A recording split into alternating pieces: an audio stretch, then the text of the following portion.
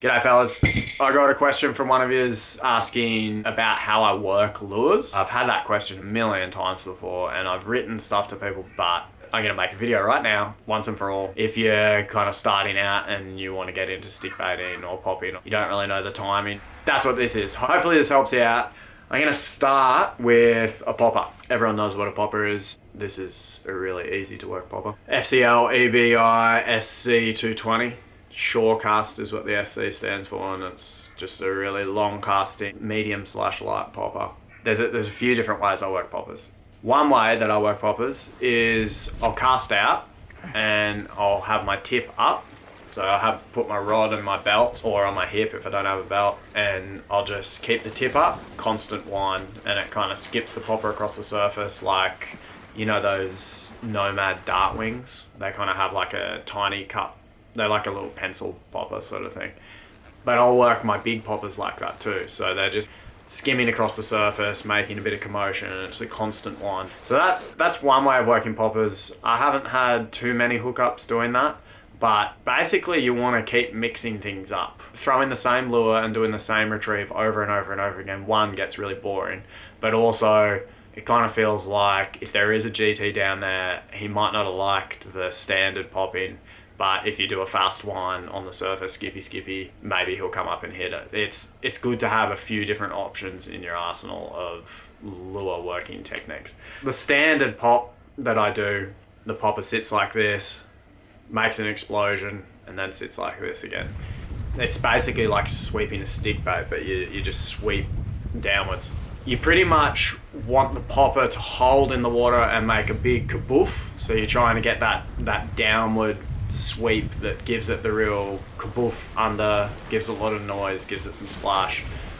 That is your standard pop. You want to be good at that. You want to get a feel for each lure and how you can get it to make that kaboof sound, because I think the sound's really important. It's really hard to get a rhythm where you pause long enough. I think the GT like nice and slow, and I think a lot of fish like nice and slow popping. So you do a sweep, poof, and then you kind of wind in 1, 2, 3, kaboof.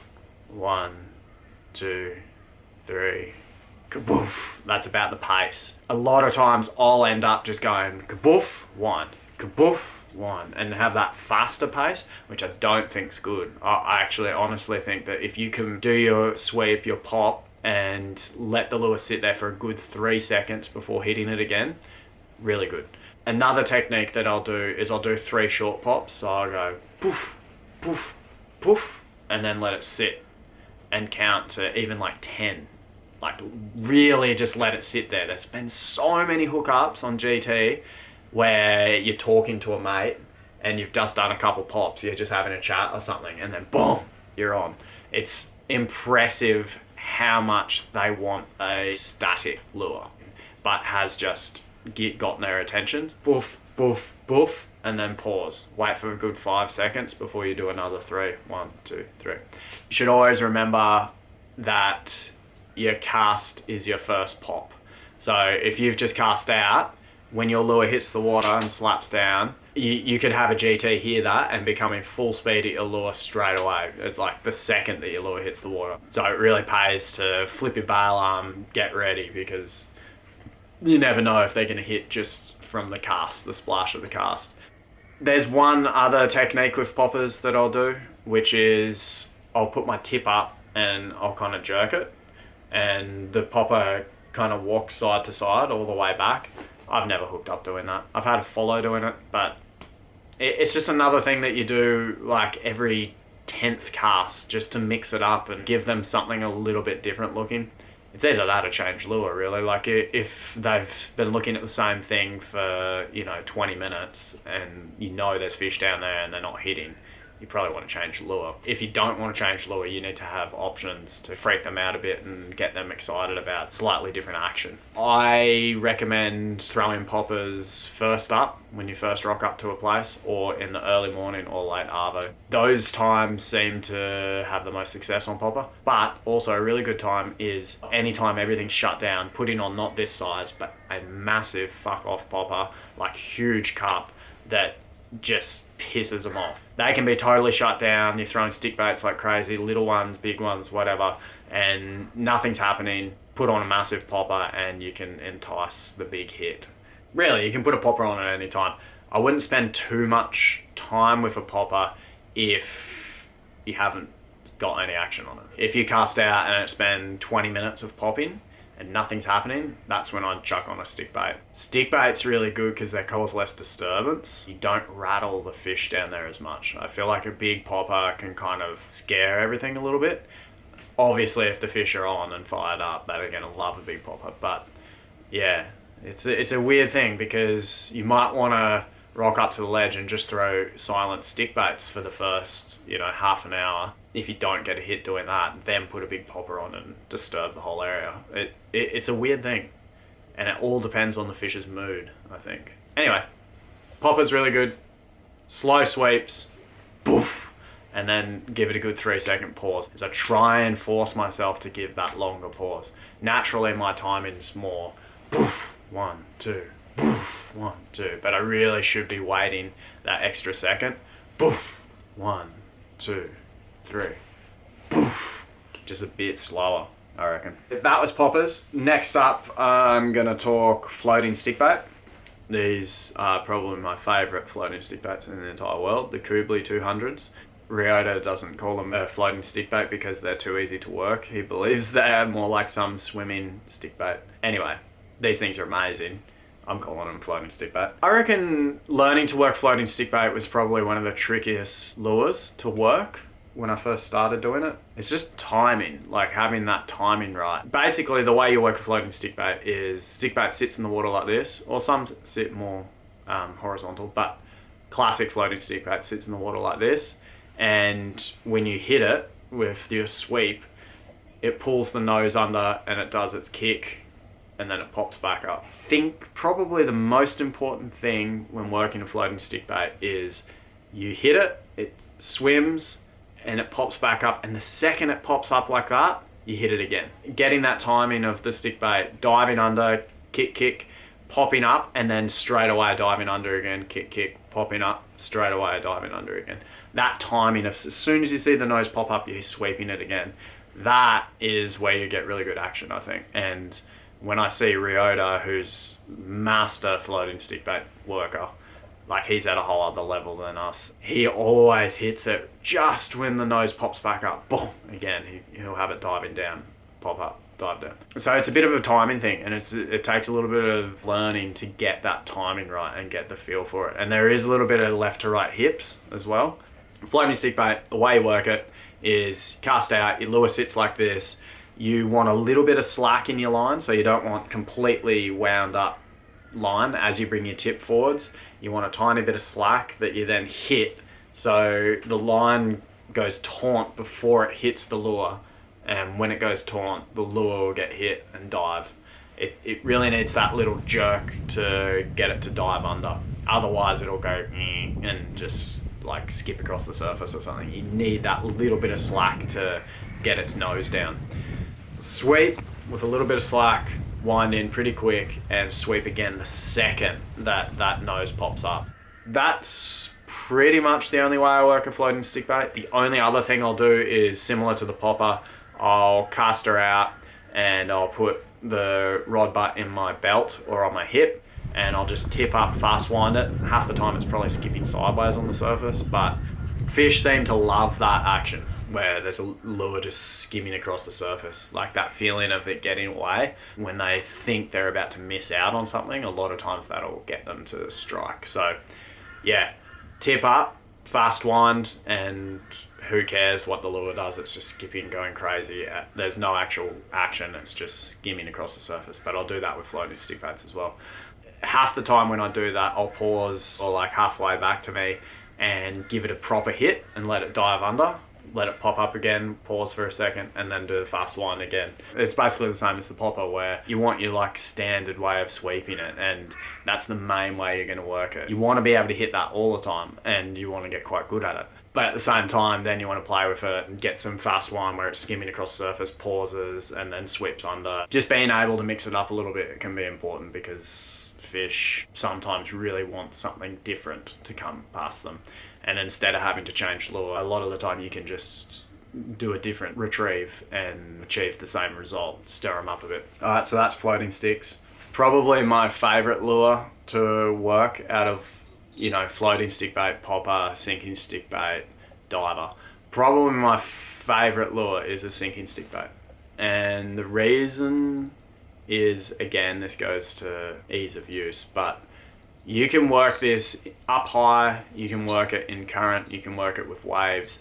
They're very easy to swim compared to a floating stick bait. Well, most good sinking stick baits, you can just put your tip down and straight wind and it will swim. First thing I test when I cast one out is, can I put my tip down and can it just swim by itself? The answer is usually yes. Most sinking stick baits can. So yeah, definitely when you get a sinking stick bait, put your tip down, straight wind it and see if she'll just swim the whole way back.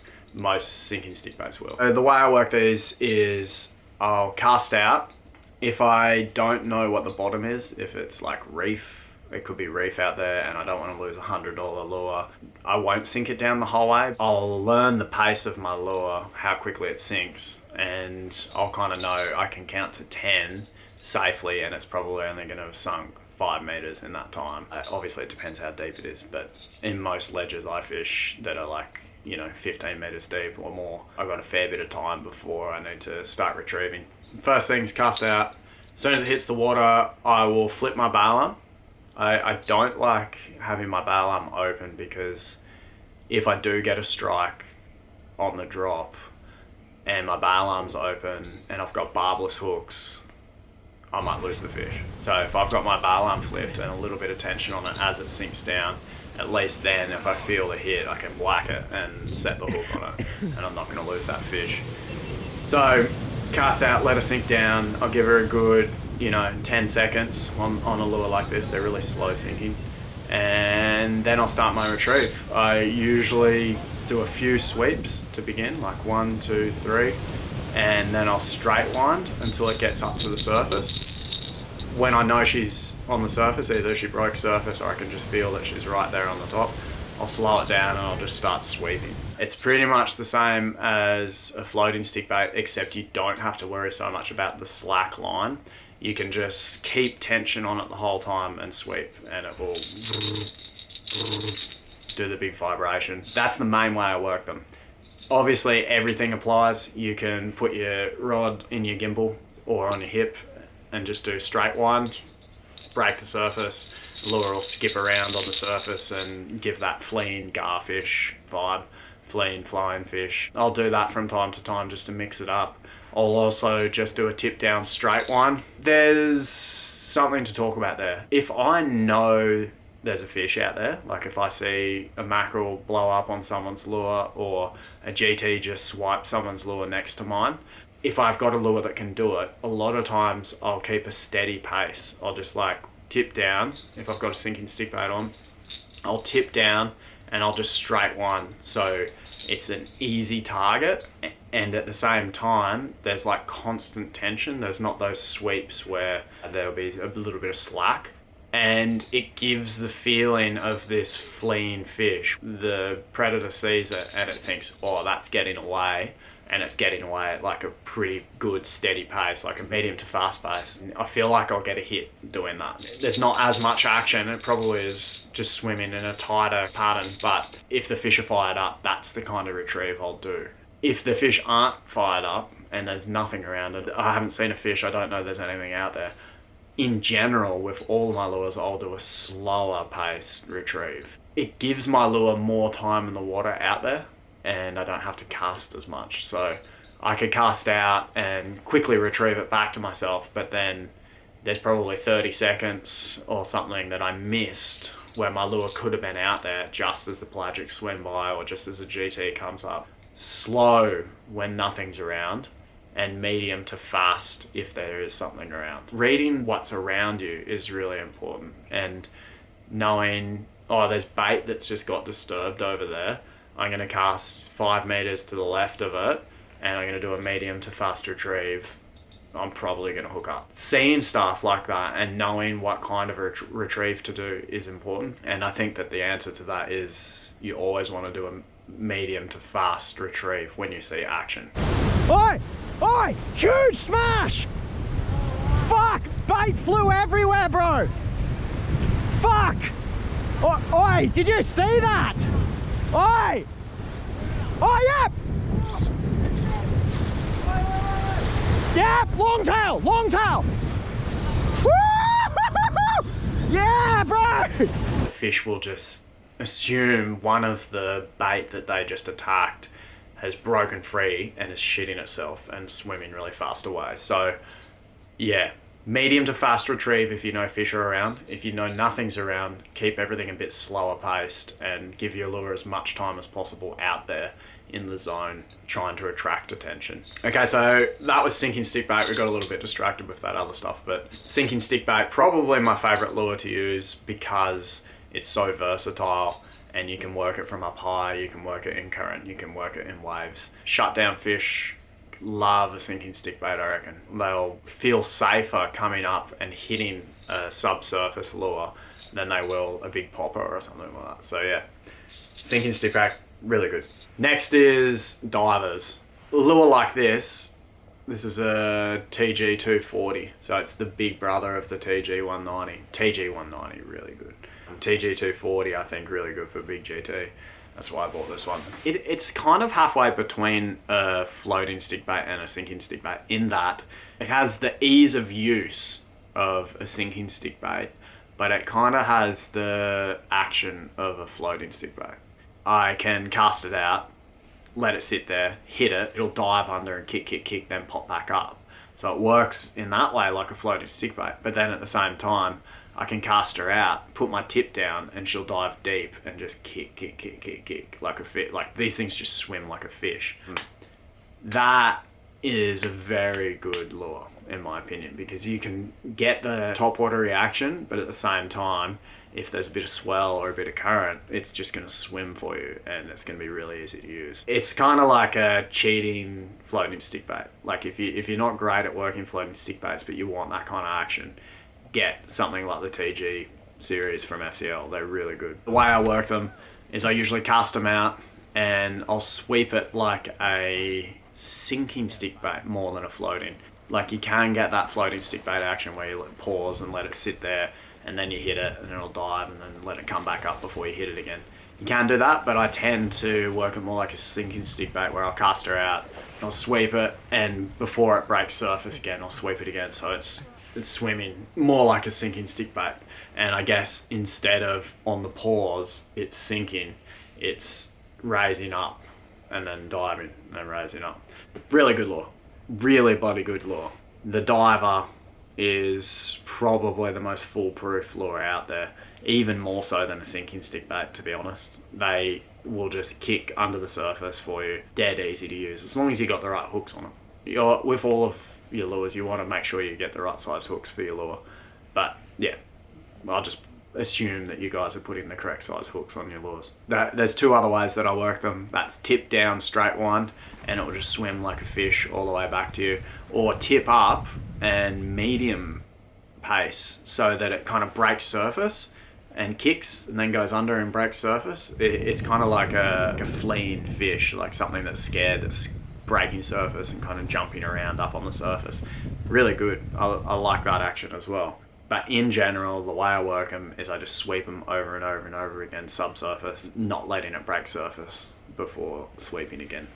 In all of that, I'll mix in periods where I straight wind it for a little bit and then start sweeping it again. A lot of it depends on how bored I am and what's happening around.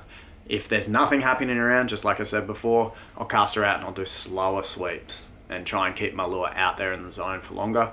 If I see a little bust up or some disturbance, I might cast just around that and then tip down straight wind, so I have an easy target that's escaping, that feels like it's getting away from that fish. With these, something more like this is a Barramundi lure, but so for Barramundi, when I was going for Barra, I'd never really done it before, but I would pretty much cast out, tip down and slow wind like a jewfish, like how I used to go for jewfish with divers, which was cast out, tip down and just slow wind it in, like very slow, so the lure's just barely working, just wobbling, giving a bit of flash. And every once in a while, because you get bored, you just do a little sweep or something just to bring some kind of attention to it. But that's how I work these for Berra. If I was throwing this for Taylor or something like that, a lot of the time I won't even sweep it. I'll just cast out. I might do 1 or 2 sweeps, then I'll straight wind it in. And they swim so well, like X-Wraps and all that kind of stuff. It's just so foolproof. You can literally do whatever you want and the fish will hit it because it looks amazing. All those kind of lures, anything with a bib like that, you are pretty much good to go. Straight wind it, tip up, tip down, sweep, whatever. It's going to swim. The last one I want to talk about is the good old metal.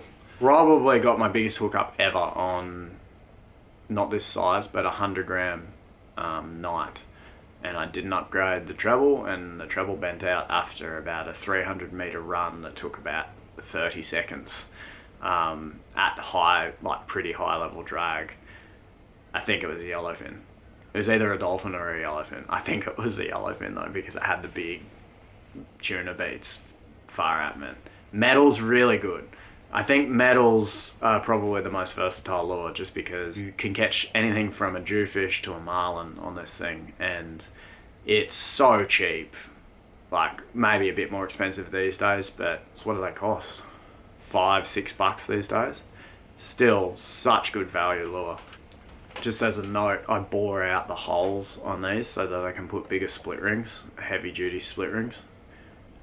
That one looks like she's about to break, but there's actually a fair bit of metal there. There's a fair bit of thickness still there. Yeah, I bore out the holes so I can put stronger split rings, actually get them in there because the holes are so small. The way I work metals, cast her out, hits the water, and I usually have my bail open. As I said before, with a sinking stickbait, when I think there's a GT gonna hit it, I have my bail flipped so that I can set the hook. But on a metal, I'm usually using barbs, and I'm usually going for a pelagic. So I might even have wire on this. Cast out, keep my bail arm open, and first cast, I usually try and work out where the bottom is. If I know it's reef, I'll be real careful, like I'll be real onto it, and the second that I feel it hit the bottom, I'll wind and like break it free from the reef so that I don't lose my lure. But I'm counting the whole time. So I'll cast out and I'm counting 1, 2, 3, 4. Real, like, try and keep it in seconds, because I feel like 1 second is 1 meter. I think that's about the pace that a metal like this will sink. I'll work out where the bottom is. So first cast is a test cast to work out how deep it is in that zone. You do a few, like in different angles, so you know, oh, that was 15 meters there, 15 seconds. This bit here was 20 and that was 25. So you get an idea of what the landscape is out there underwater, and you know how deep each zone is. After that, once I know how deep, I will cast her out and let it sink down just probably 3 or 4 seconds from the bottom. So it's almost at the bottom, but there's still that little bit of safety zone. So if it was a 20-second drop the first time to hit the bottom, I might let it sink for 17 seconds every cast after that, just to be safe. So I'm not hooking the bottom, but I'm still getting right down super deep. Cast her out, let her sink down to near the bottom. I might do 1 little jig or 2 little jigs just to get a little bit of attention. Then boom, I'll hit it with as fast as I can go, bring it up to the surface, and the second that it breaks surface, I slow right down. And if I'm low enough to the water, I'll put my tip down and I'll just try and keep the lure swimming under the surface, not breaking too much. I'll try and keep it just there under the surface. But most of the time where I'm fishing, I'm up a little bit higher, and the second that it breaks surface, I slow down, I put my rod in my gimbal or on my hip, and I do a slow to medium retrieve where you just get that white trail off the back of the metal, and it's a much easier target when you have your tip up like that because it's just skipping smoothly. It doesn't jerk side to side. So I try and keep that lure an easy target for them to hit, and I keep the pace slow to medium just so there's a white trail but it's not skipping like crazy everywhere and the fish will come up and miss it. Really want to have that easy to hit skipping presentation on most of your metal retrieves. If I know nothing's around and I'm really feeling like I want to keep my lure out there as long as possible, I'll cast out, let it sink down, fast retrieve up to the surface, and the second that it breaks surface, I'll open my bail arm and repeat the whole process, let it sink down again, and then flip bail arm, fast retrieve up. Might get 2 or 3 of them before I just switch to that tip up, skippy across the surface all the way back. I hope that helped you guys out. It's a pretty important thing to be able to work your lure as well and feel confident working each type of lure. And the main thing is just doing it and getting experience with each type of lure and, you know, learning as you go. It's taken years for me to work out all these things, and I'm no expert. I'm still learning all the time. So just get out there, try a few of these little tips that I've given you. It's all pretty straightforward. Hopefully you learned something from this. Don't be afraid to ask questions, you guys, because if you're keen on knowing something and you reckon I might know that thing, hit me up. I'll make a video for you. All right, have a good one, fellas.